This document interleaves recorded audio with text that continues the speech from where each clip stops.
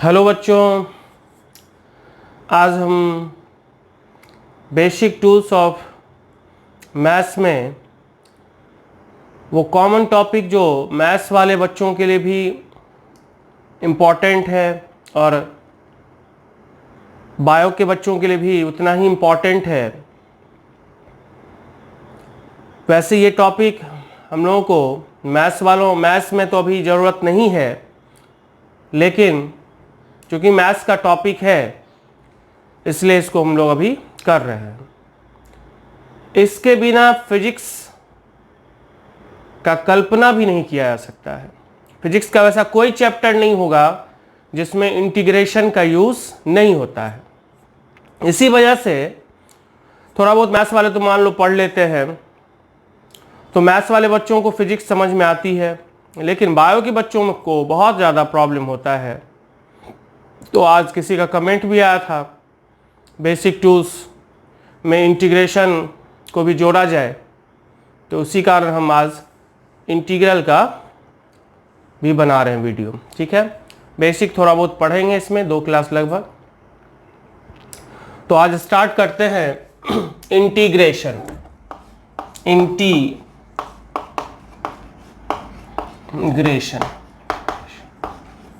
Integration वैसे ये जो इंटीग्रेशन है ये रिवर्स प्रोसेस है डिफरेंशिएशन का, या inverse process. It is inverse process of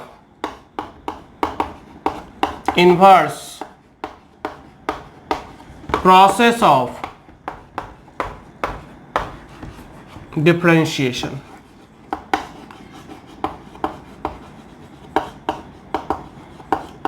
differentiation का जो प्रोसेस है उसका इनवर्स प्रोसेस जो है वो क्या है?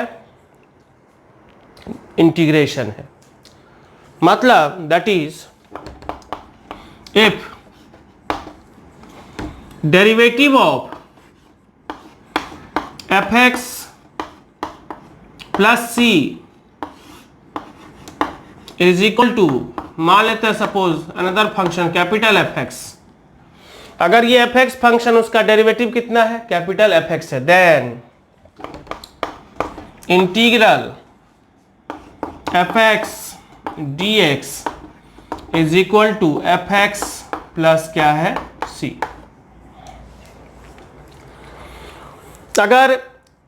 अगर कंफ्यूजन है तो fx के जगह पर gx लिख सकते हैं, ये gx, तो यहां पर भी क्या हो जाएगा? gx। अगर fx का डेरिवेटिव gx है तो gx का इंटीग्रल कितना होगा? fx होगा। gx का इंटीग्रल किसके रिस्पेक्ट में? x के रिस्पेक्ट में। x के रिस्पेक्ट में कर रहे हैं, इसका मतलब x यहां पर क्या है? वेरिएबल है। यहां भी fx प्लस c का डेरिवेटिव कर रहे हैं किसके रिस्पेक्ट में? x के रिस्पेक्ट में। और यहां gx का इंटीग्रल कर रहे हैं किसके रिस्पेक्ट में? x के रिस्पेक्ट में। तो अगर fx का डेरिवेटिव gx है तो gx का इंटीग्रल क्या होगा? fx होगा। यहां पर ये जो सिंबल है, ये जो सिंबल देख रहे हो, ये सिंबल है इंटीग्रल का, इंटीग्रेशन का सिंबल ऑफ इंटीग्रेशन। ये जो जिसका इंटीग्रेशन होगा वो कहलाता है इंटीग्रांड। और ये जो dx है वो है डिफरेंशियल एलिमेंट, बहुत ही छोटा डिफरेंशियल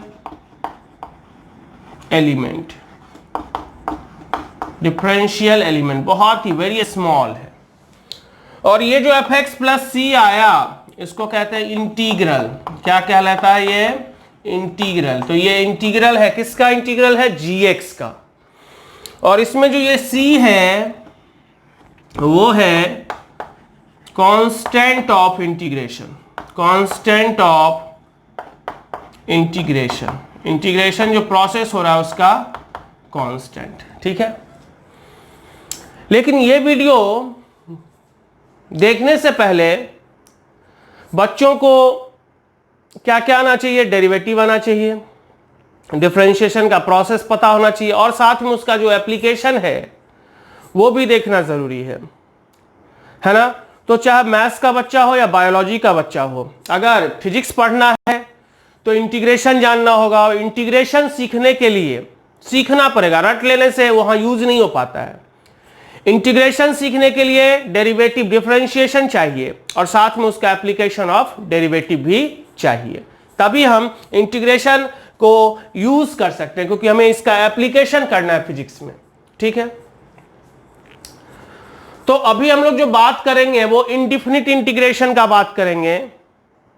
ठीक है, उसके बाद हम लोग पढ़ेंगे डिफिनिट इंटीग्रेशन। तो हमने पहले भी कहा थोड़ा बहुत पढ़ना है, जस्ट बेसिक पढ़ना है, ताकि हम थोड़ा बहुत सा क्वेश्चन जहां पे सिचुएशन होगा वहां पे हम लोग समझ सकें। लेकिन हम फिर से बोल रहे हैं, इंटीग्रेशन, इस वीडियो को देखने से पहले आप लोग सारे पहले डेरिवेटिव का वीडियो देखिए, उसके बाद ही इसको आप लोग समझ सकते हैं। ठीक है,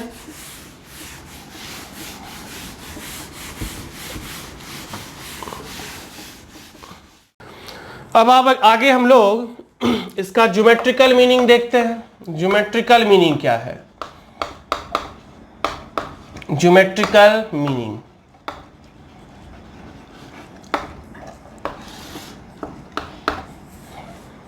तो हमने क्या कहा कि इंटीग्रल अगर fx प्लस सी का डेरिवेटिव, fx का प्लस सी का डेरिवेटिव अगर gx है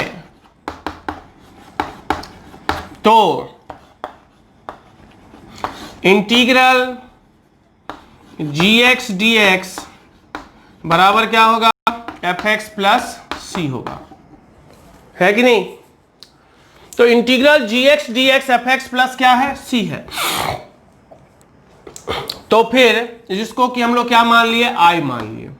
i मतलब ये, सो इसका मतलब dy बाई डी एक्स क्या देगा? dy बाई डी एक्स मतलब क्या? dy बाई डी एक्स का मतलब क्या हुआ? इसका डेरिवेटिव, इस पूरे का डेरिवेटिव, है कि नहीं? इसका जब डेरिवेटिव का मतलब इसका डेरिवेटिव, और ये कितना के बराबर आ रहा है? gx के बराबर आ रहा है। सो dy by D x, i का डेरिवेटिव x इक्वल टू किसी पॉइंट x1 पर क्या हो जाएगा? gx1, यानी gx में x के जगह पर x1 पुट कर देंगे और जो कि क्या आएगा? कांस्टेंट आएगा। तो यहां पर जो i था, जो कितना के बराबर था? i मतलब क्या? fx प्लस सी, या फिर इंटीग्रल gx dx। तो इंटीग्रल gx dx कह लो या fx प्लस सी कह लो। तो ज्योमेट्रिकली में अगर हम ग्राफ इसका खींचे fx प्लस सी का, तो c यहां पर कांस्टेंट है, और सपोज ये ग्राफ अगर fx का है, किसका ग्राफ है? fx का, तो ये ग्राफ होता है 1 यूनिट ऊपर चला गया fx प्लस 1 का ग्राफ, वही ग्राफ 1 यूनिट ऊपर गया, वही ग्राफ फिर से 1 यूनिट ऊपर गया तो fx प्लस 2 का ग्राफ हो गया। और इस तरह से वही ग्राफ अगर c यूनिट ऊपर चला गया तो ग्राफ किसका हो गया? fx प्लस कितना का? c का। ठीक है, अब किसी पर्टिकुलर पॉइंट पर मान लिया जाए ये पॉइंट है a, तो इंटीग्रल gx dx मतलब fx प्लस सी, जो किसी एक कर्व को रिप्रेजेंट नहीं कर रहा, बहुत सारे कर्व को रिप्रेजेंट कर रहा है, जिसको हम लोग फैमिली ऑफ कर्व कहते हैं। क्या कहते हैं? Family of curve. यानी अगर हम बात करें क्या कि integral gx dx represent family of curves, family of curves, बहुत सारे कर्व्स को रिप्रेजेंट कर रहे हैं, यानी फैमिली ऑफ कर्व्स को रिप्रेजेंट कर रहा है। और ऐसे फैमिली ऑफ कर्व को रिप्रेजेंट कर रहा है सच दैट क्या? तो हम लोग क्या देख रहे हैं कि i कहने का मतलब इंटीग्रल gx dx को हमने i का, i फॉर इंटीग्रल, तो i का मतलब इस पूरे फंक्शन का, इंटीग्रल जो फंक्शन है उसका जो डेरिवेटिव किसी पॉइंट पर हमने निकाला तो कांस्टेंट आया। तो डेरिवेटिव मतलब इंटीग्रल gx dx का डेरिवेटिव निकाला, मतलब फैमिली ऑफ कर्व का डेरिवेटिव निकाला किसी पर्टिकुलर पॉइंट पर, वो कांस्टेंट है। तो डेरिवेटिव क्या देता है? किसी उस पॉइंट पर टेंजेंट लाइन का स्लोप देता है। तो हम क्या देख रहे हैं कि उस कर्व के किसी भी मेंबर पर, किसी भी मेंबर के उस पॉइंट पर अगर हम टेंजेंट लाइन खींचें तो ये कांस्टेंट है, और टेंजेंट लाइन अगर कांस्टेंट है इसका मतलब सारा टेंजेंट लाइन आपस में क्या होगा? पैरेलल होगा। तो वही हमने कहा integral gx dx represent family of curve such that tangent to any tangent at any point tangent at a point to any family to any member is क्या कांस्टेंट इज कांस्टेंट नहीं कहेंगे is या are parallel are क्या parallel वो सारा जो tangent line होगा वो आपस में क्या होगा पैरेलल होगा। तो इंटीग्रल जीएक्स डीएक्स इंटीग्रल जो हम लोग निकाल रहे हैं जीएक्स डीएक्स वो ज्योमेट्रिकली क्या रिप्रेजेंट कर रहा है एक वैसे फैमिली ऑफ कर्व्स को रिप्रेजेंट कर रहा है जिसमें किसी भी मेंबर किसी पर्टिकुलर पॉइंट पर किसी भी मेंबर पर अगर हम टेंजेंट लाइन खींचें तो वो सारा टेंजेंट लाइन आपस में क्या होगा पैरेलल होगा। और इसको वही लोग समझ सकता है जिसको geometrical meaning that is dy by dx के बारे में पता है। डेरिवेटिव का ज्योमेट्रिकल मीनिंग जो जानता है वही इस geometrical meaning of integral G X D X को भी जान सकता है। इसलिए हमने पहले कहा कि इंटीग्रल का वीडियो देखने से पहले मैथ्स वाले बच्चे हों या बायोलॉजी के बच्चे हों अगर वो फिजिक्स में एप्लीकेशन करना चाहते हैं तो पहले डेरिवेटिव का जो 2 वीडियो है उसको देखें, उसके बाद एक वीडियो बना हुआ है एप्लीकेशन ऑफ डेरिवेटिव का वो देखें और उसके बाद ही इसको देखना शुरू करें, अदरवाइज समझना मुश्किल है। और जब तक आप समझिएगा नहीं तब तक इसे फिजिक्स में आप यूज नहीं कर सकते। भले ही रट लीजिएगा लेकिन उतना इफिशिएंट वे में आप यूज नहीं कर सकते हैं। ठीक है, अब हम आते हैं integration as inverse process of differentiation. ठीक है, उससे पहले एक और टर्म है जिसको हम लोग क्लियर कर लें।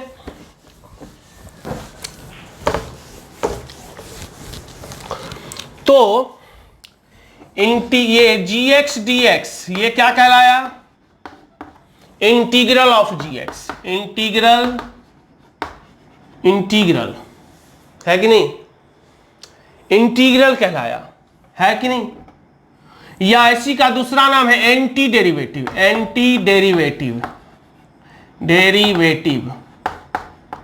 या इसी का तीसरा नाम है प्रिमिटिव फंक्शन तीनों नाम है जनरली यूज होता है इंटीग्रल या एंटी डेरिवेटिव या प्रिमिटिव तीनों टर्म क्या है सेम है। इंटीग्रल जीएक्स डीएक्स को हम इंटीग्रल कह रहे हैं या एंटी डेरिवेटिव कह ले या प्रिमिटिव कहें तीनों टर्म क्या है सेम है। अब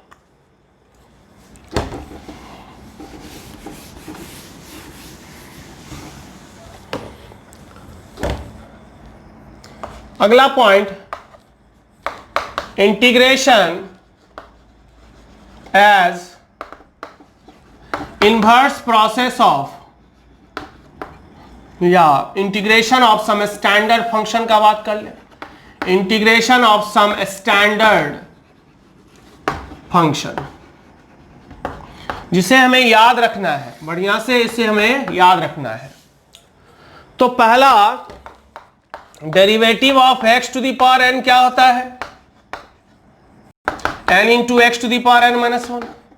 इसका मतलब इंटीग्रल क्या होगा integral of n into x to the power n minus 1 क्या होगा जब इसका डेरिवेटिव ये है तो इसका इंटीग्रल क्या होगा x to the power n plus कितना c यहां पर तो integral x to the power n minus 1 dx ये dx बराबर क्या हो जाएगा x to the power n by n plus कितना c। जब देखो यहां n माइनस 1 पावर है तो n ऊपर भी है पावर नीचे भी n से डिवाइड है। अगर एक बढ़ा दें x to the power n कर दें तो क्या हो जाएगा तो यहां भी ऐड हो जाएगा तो क्या हो जाएगा x to the power n plus 1 by कितना n प्लस 1 प्लस कितना c। So integral x to the power n dx क्या हो जाएगा डेरिवेटिव में क्या होता था पावर पीछे आता था और पावर एक घट जाता था। यहां पर पहले उसमें क्या होता था पावर पीछे और पावर में से एक कम। यहां पर क्या होता था पावर ऐड हो जाता है और उसके बाद उससे डिवाइड होता है।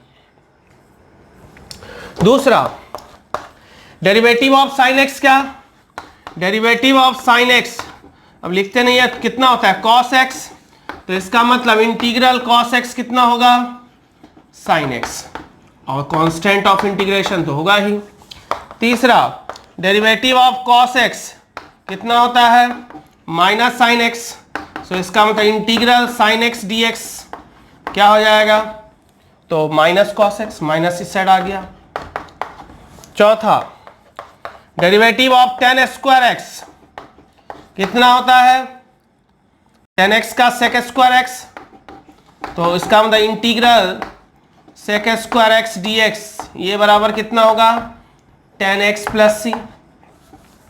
Fifth integral derivative of cot X कितना होता है, कॉसेक स्क्वायर एक्स माइनस में, so integral cosec square X D X is equal to कितना हो जाएगा, माइनस कॉट एक्स प्लस सी।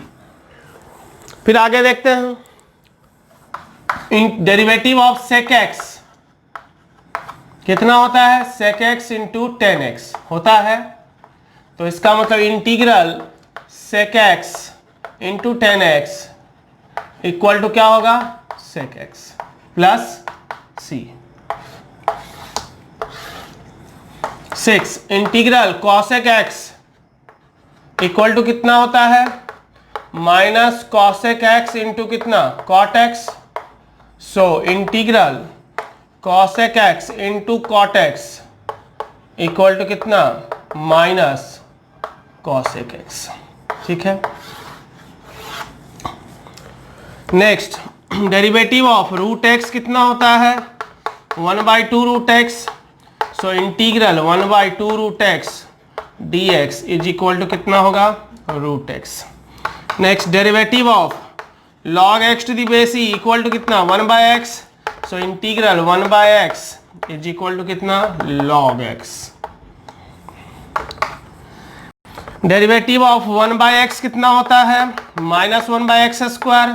सो इंटीग्रल सब में ऐड, सी ऐड होते जाएगा, कांस्टेंट तो सब में ऐड होगा ही, है कि नहीं। So integral 1/x square D X equal to कितना, -1/x प्लस सी। ठीक है। इसके अलावे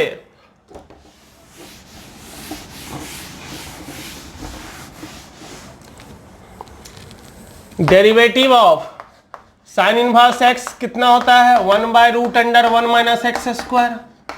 सो integral 1/√1 - x square D X equal to कितना होगा, साइन इनवर्स x, है कि नहीं। Derivative of tan inverse x कितना होता है, 1/1 + x square. So integral 1/1 + x square D X equal to कितना, tan इनवर्स x प्लस कितना c। Derivative of sec inverse x equal to 1/mod x into कितना, √x square -1। So integral 1/mod x into √x square -1 D X equal to कितना होगा, sec inverse x plus कितना c। ठीक है। तो ये सब बेसिक फंक्शन है जिसका हमें डायरेक्ट याद रखना है।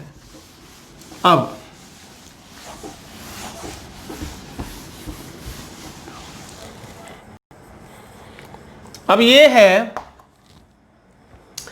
डेरिवेटिव में क्या होता था, जो x का कोफिशिएंट होता है उससे लास्ट में मल्टीप्लाई होता है। ठीक है। इंटीग्रल में क्या होता है, अगर if integral f(x) dx is equal to है f(x) प्लस कितना c, then integral f of ax plus b dx is equal to क्या होगा, g of ax plus b, और उसमें डिवाइड हो जाएगा कितना से, x के कोफिशिएंट से। डेरिवेटिव में हमेशा मल्टीप्लाई होता है और इंटीग्रल में हमेशा क्या हो जाएगा, डिवाइड हो जाएगा। ठीक है।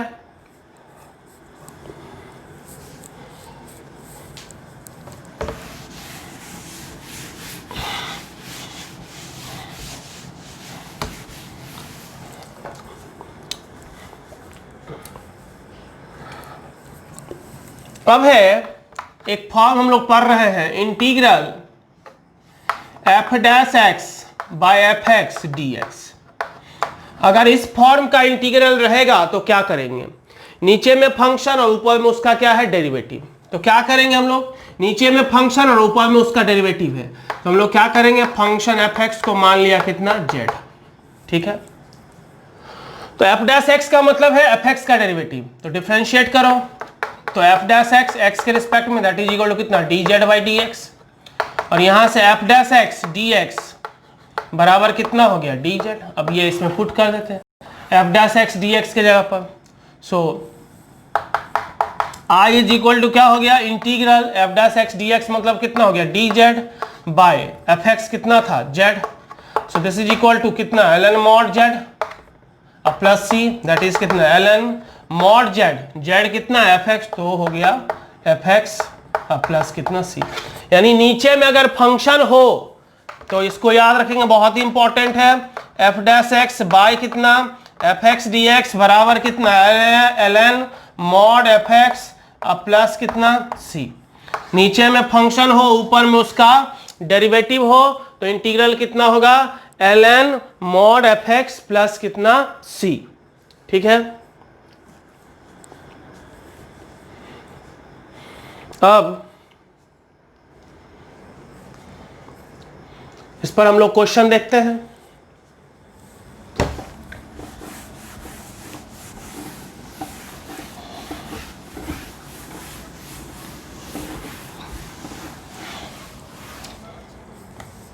पहला बहुत ही सिंपल सा question, integral X square plus X plus one by root x D X.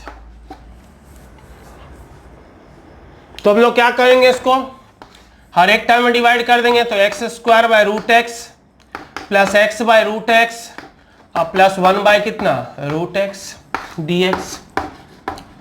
So this is equal to integral X square by root X, तो दो पावर में से आधा पावर घट गया तो कितना पावर बचा, डेढ़, प्लस वन में से आधा तो एक्स का power one by two that is root x plus x का पावर कितना, माइनस वन बाई टू।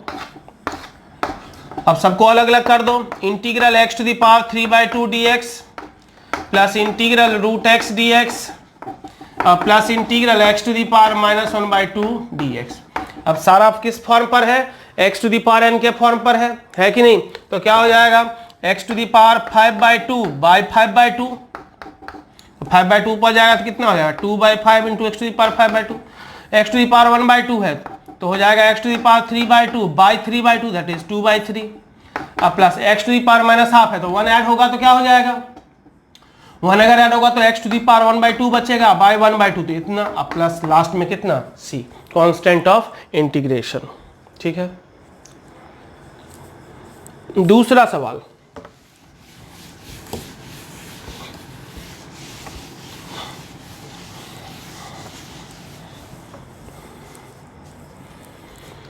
दूसरा है sine integral sine square x plus cos square x by sine square x into cos square X D x.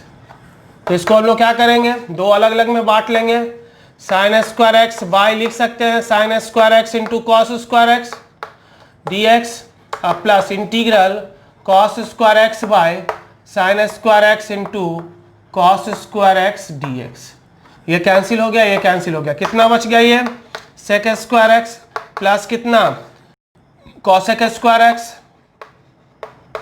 Plus ये दो बच गया, सेक square x का integral कितना होता है, tan x, cosec square x का कितना होता है, माइनस कॉट एक्स अब प्लस कितना, c।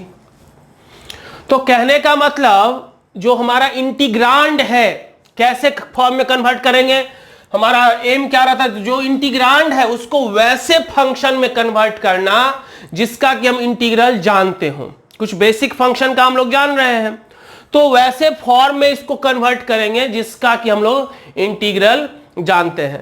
तो फर्स्ट डे के लिए इतना ही, आप लोग याद करके आइए, अगले लेक्चर में हम लोग इस पे कुछ पहले बेस्ट क्वेश्चन बनाएंगे और फिर कुछ टेक्निक सीखेंगे जो इंपॉर्टेंट चीज सब है हमारे लिए फिलहाल एज ए बेसिक टूल, तो उसको हम लोग देखेंगे। लेकिन उससे पहले अगर बायोलॉजी के बच्चे डायरेक्ट अगर ये वीडियो देख रहे हो तो पहले थोड़ा सा बेसिक ऑफ फंक्शन देखिए, फिर डेरिवेटिव देखिए, फिर एप्लीकेशन ऑफ डेरिवेटिव, और उसके बाद अगर एप्लीकेशन ऑफ डेरिवेटिव देखिएगा तो थोड़ा सा फिजिक्स में और भी ब्रांच में आपको फायदा मिलेगा। एप्लीकेशन ऑफ डेरिवेटिव और उसके बाद इंटीग्रल देखिए। ठीक है, थैंक यू।